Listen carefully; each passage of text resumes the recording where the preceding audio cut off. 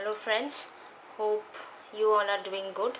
Welcome to my channel. Today we are going to study the second chapter of module 1, that is supply and demand. This chapter is very easy and it consists of 2 to 3 graphs, which is very important. If you get the concept clear, and be quite sure that you will get at least one questions from these graphs. So let's begin. Introduction, you just give a reading. From here we will start. So in the demand schedule it is written that there exists a definite relationship between the market price of the good and quantity demanded of that good, other things held constant. This relationship that exists between price and quantity bought is called the demand schedule or the demand curve. So what it has been stated, it has been stated that the higher the quantity price, lesser the demand of the good will be, other things held constant. Okay, so this relationship is called what? It is called the demand curve. So let us have a look on a simple example which has been given on the next page. uh, it's a demand schedule for Apple. Okay, so there are two data have been given, price and quantity demanded. So if we draw a demand, if we draw a curve for price and quantity demanded, keeping the quantity demanded in the x-axis and price on the y-axis, we will get a graph like this. Okay, like this we will get a graph. So here it's like in the y-axis it is a price and in the x-axis the quantity. What is the data given? Like 509, 410, 300. We are seeing in this graph that the more the price, lesser the price is going, the quantity of demand is increasing. Okay, so if we draw a graph regarding this, regarding the data which has been given, we will see a graph, a downward sloping graph will come up. Okay, so that is said to be as a downward sloping, this is said to be as a demand curve. This graph is a demand curve. Okay, so that only has been written in this demand curve. The graphical representation of the demand schedule is a demand curve. Here in the figure 2.1 it shows that in the like the quantity of the apple demanded on horizontal axis and the price in the vertical axis. The curve slopes downward going from northwest to southeast. Okay, so how we are getting that? North, south, east, west. Okay, so if we extend this graph to this point and we extend it this to the down this way, it coming to northwest to southeast. Fine, so it's coming from northwest to southeast. For that reason it has been stated over here that the curve is sloping downwards from northwest to southeast. This important property is called the law of downward sloping demand. So you have to remember this. The another name of demand curve is law of downward sloping demand. So it's sloping downward. The law of downward sloping demand: when the price of the commodity is raised and other things being constant, buyers tend to buy less of the commodity, which we have just stated before only, that when the price, it's from common sense only, we know that if a price of a commodity is raised, we will buy less of that commodity. Now there are two reasons for which the quantity demand falls. What are those two reasons? One is, first is a substitution effect, second is the income effect. So what it has been stated in substitution effect, we will see that like mutton can be well replaced with chicken. Okay, the example which has been given over here. So we can substitute mutton with chicken. If the price of mutton increases, the demand of the chicken will increase, and vice versa. Well, if the price of the mutton increases, then the quantity, then the demand of that mutton will decrease, and hence the demand of chicken, because chicken we can substitute with mutton, so the demand of the chicken will increase. Similarly, in the case of income effect, we will see, whereas in the income effect is like you have a fixed income. You have a fixed income and you will utilize only a part of it in that quantity. So hence the quantity demanded will get decrease because of that increase in the price level of that quantity. So that it has been written. The second is the income effect. This comes into play when a higher price reduces quantity demanded, because when the price goes up, I find myself somewhat poorer than I was before. If the petrol prices double, I have in effect less real income, so I will naturally curb my consumption. So I will reduce my consumption to accommodate on that income only. So that has been written. These are the two reasons for which the quantity demanded falls.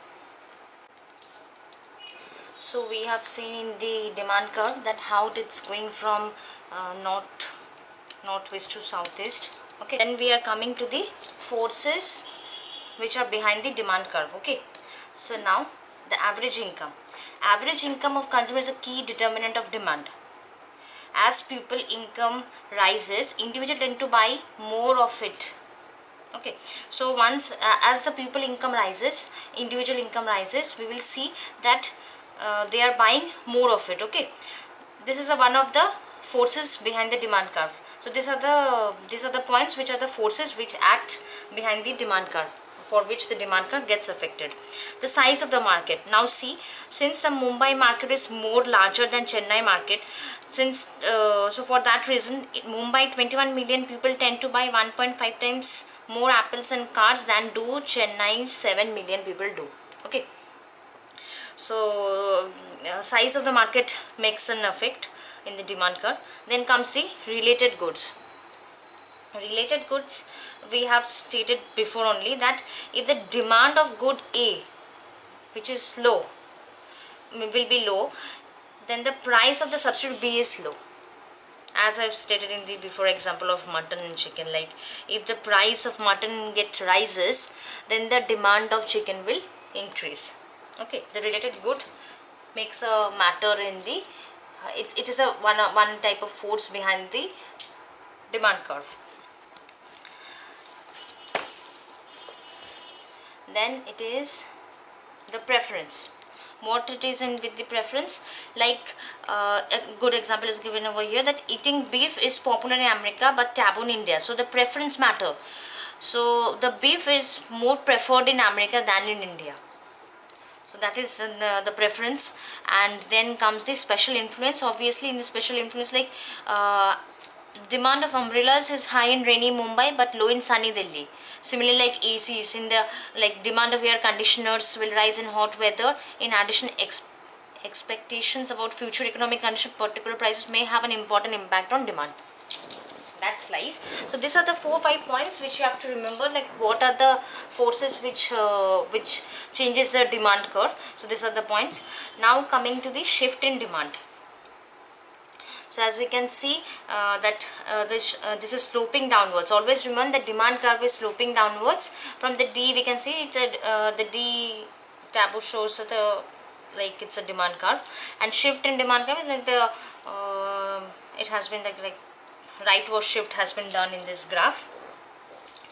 So the quantity will always be in the y-axis and price will be always in y-axis.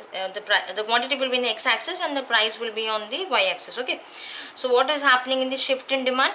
Because of the how a change in non-price variable shifts the demand curve. So not because of the price, but a non-price variable shifts the demand curve. So in the shift in demand we can see that there is a rightward shift in the curve. Okay, so this shift has been taken place other than the price factor. Moving to the next part, that is supply schedule. So when we are studying supply curve, we have to study in terms of seller. We will always think as a seller, okay, and of our profit. So here it has been said that the supply side of a market typically involves the terms of in which business produce and sell their products. Like the supply of tomatoes tell us the quantity of tomatoes which that will be sold at each tomato price. Okay, so in the supply curve we will see what happening in the supply curve. We will see that as the price decreases, the quantity supplied is also decreasing. So hence, if we see the graph which has been given in the next page, like see in rupees 50, like when the price is 50, the supplier the quantity supplied is 20. When it is 40, the quantity supplied is reducing, it is coming to 50. So hence the graph comes in an upward sloping. The demand curve comes in downward sloping, and this is an upward sloping curve. This graph is said to be as upward sloping supply curve for an individual commodity, and the what is the another name of the supply curve? The law of diminishing returns, right? So these two lines are important. It's an upward sloping curve and law of diminishing returns. And the name of the supply curve is law of diminishing returns. So now we have studied what are the forces which affected the demand curve. Now we'll study the forces behind the supply curve. Surely cost of production. Like when the production cost for a good are low relative to the market price, it is profitable for producers to supply a great deal. When production costs are high relative to price, farms produce little, switch over the production of other products, or may simply go out of the business. You got this point? Like if the production cost is less and they are making more profit, they will try to make more of that quantity. And if the production costs are high related to the price and they are not able to make much profit, then why they will make the supply of that product to be much. Okay, that only it has been said the cost of production is one of the first point of the supply curve, that the forces. Now production costs are primarily determined by the prices of inputs and technological advances. Like it depends on the raw materials and the technologies which are used. Okay, if we find that with the technology, with the use of the technology, we are able to produce that quantity very easily, and we are making a huge profit of that, then surely we are going to use that technology. So that will help in improving the profit more. So then comes the that only it has been written. For example, like manufacturing became much more efficient over the last decade. It takes far fewer hours of labor to produce an automobile today than what it just done 10 years ago. 10 years ago, like if you want to have an automobile, 10 to 20 years ago, if you want to have an automobile, you have to go and give an order, and then used to get the delivery after 2 or 3 months. They used to make it, and this all used to happen because of the technology. Now things has gone faster. Second point is the price of related goods. Obviously, in the price of related goods, we have seen it causes changes in the demand curve also, whereas this is also one point in the supply curve. What it has been said that, for example, auto companies typically make several different car models in this same factory. If there is more demand for one model, and if the price rises, they will switch over more to the of their assembly lines for making that model. For example, suddenly demand of one automobile increases, okay, and the price of that automobile also getting increased, and then the demand is also increasing. So it's quite obvious that they will try to make that automobile only. They will stop all their they will switch all their assembly lines to making of that model, by which they are making more profit.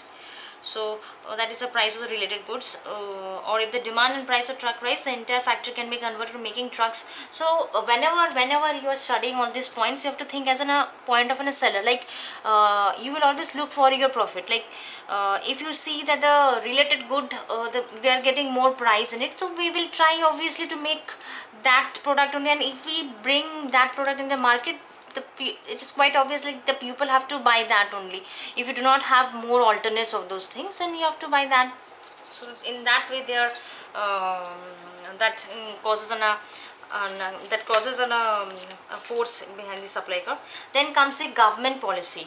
Okay, the government policy is very important. The environment and health considerations have a major impact upon supply aspects. Okay, the government trade policies have a major impact upon supply aspects.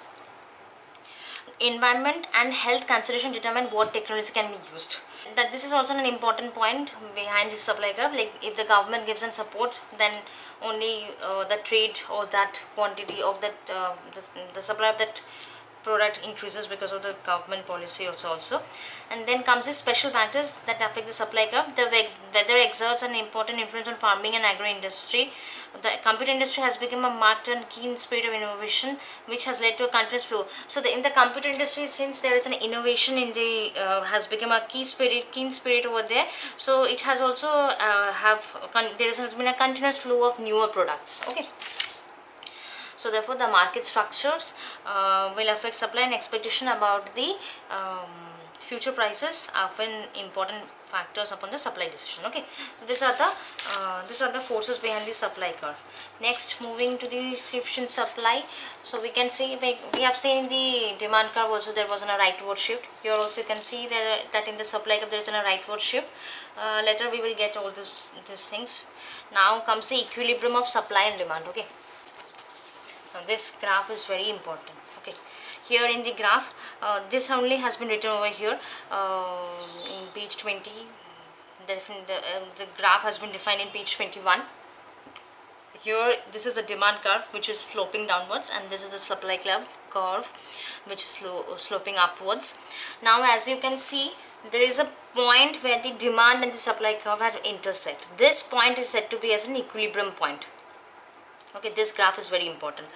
You have got the demand curve, you have understood the supply curve, and when the point where this supply and demand curve is intersecting, that is said to be as an equilibrium point.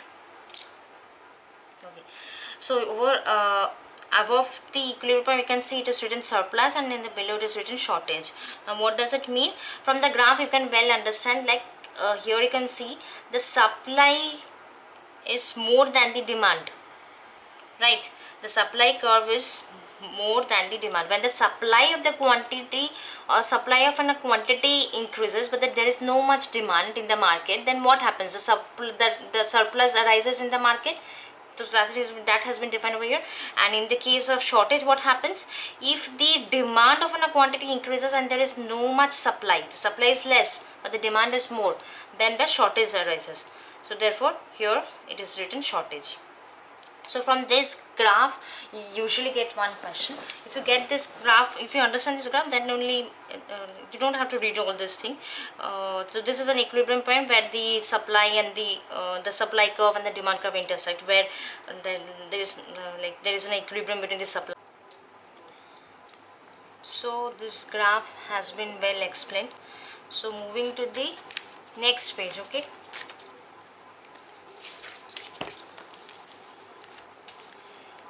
effects of a shift in supply or demand. A graph has been given, okay, and the scenario has been explained over here. I will just make you understand what the scenario has been told over here. It has been written that a scenario has been given, that is, due to the spell of bad weather raised the wheat price. Now wheat is the main ingredient to make bread, therefore the supply curve gets shifted to the left. Okay, as you can see in the graph that the supply curve is getting shifted towards the left. S dash. First the supply curve was S, and then it moved towards the left and it went to S dash, because the supply is getting reduced because of the bad weather. Now the demand is increasing for bread, whereas the supply has reduced.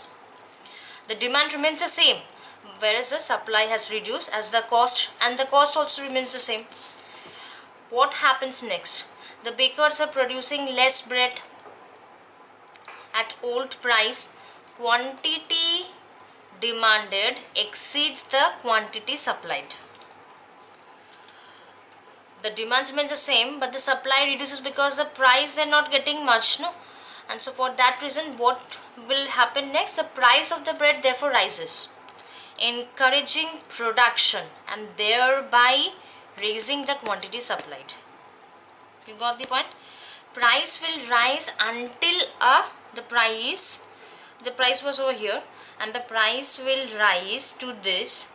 So the price is rising until a new equilibrium until a new equilibrium price comes up, until the amount demanded and the supplied are once again equal.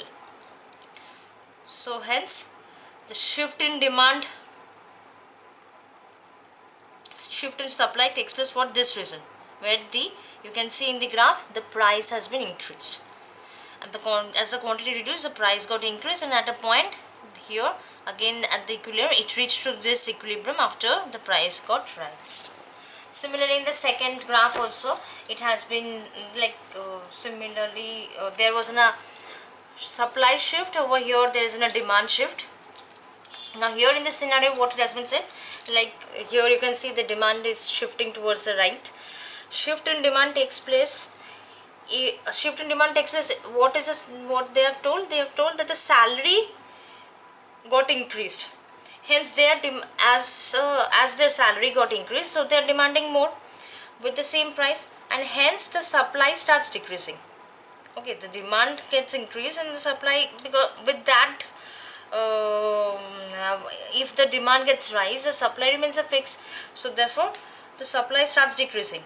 Now to satisfy the demand, since the demand has increased to 2 lot, to satisfy the demand, the price is getting raised. You see, the price was over here and it went to the new equilibrium.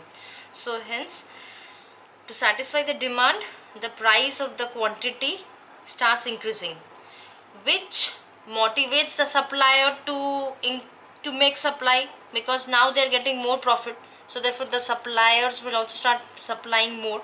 So hence to satisfy the demand, the price of the quantity starts increasing, which motivates the supplier to make supply of that commodity or that quantity or that whatever you will say. Okay, so that has been explained on this graph, and then we come to the end of the chapter. Just give a reading. This also has been said similarly. It has been given, and a graph has been given where you can see that the demand is getting shift and the price is also getting increased from 10 to 15. Whereas in the next graph you can see that because of the shift in supply, the price is getting reduced. The price was over here and it's getting reduced to this. So these two scenarios has been given. Just give a reading and it will be. As we have ended with this chapter, so we will quickly go through the check your progress so that we can understand how much we have studied. Demand schedule is a relationship between price and quantity. Always remember that price and quantity, price is in the y-axis and quantity is in the x-axis, so that you can draw the graph very well. Okay, the demand curve is downwards and supply curve is upwards. Okay, D and S. Next is market demand curve obey the, now only we have told the demand curve, its law of downward sloping. Okay, then forces behind the demand curve: expectation about future economic condition, average income, cost of production, or both 1 and 2. So it will be both 1 and 2. Expectation about future economic condition and average income. Okay, we have studied this. If the average income gets increased, then what happens? Once the average income gets increased, the demand increases. And also the expectation about the future helps in understanding how the demand curve will be affected. Whereas in the cost of production, it goes in supply curve. It's a force for the supply curve. The downward sloping demand curve relates quantity demanded to price. Shift in supply means when changes in factor other than goods own price affect the quantity supplied. We have studied this. Okay, I have told in that when the goods own price doesn't affect, that time the shift in supply other than goods own price affect the quantity supplied. Then the equilibrium price is also known as, this is important, market clearing price. Okay, the equilibrium price is also known as market clearing price. Forces behind the supply curve: cost of production, technological advances and government policy, all of the above it will be. Supply curve relates quantity supplied to obviously price. Market equilibrium comes at a price at which quantity demand is equal to quantity supplied. Okay, so it's very easy. Just go through the chapter.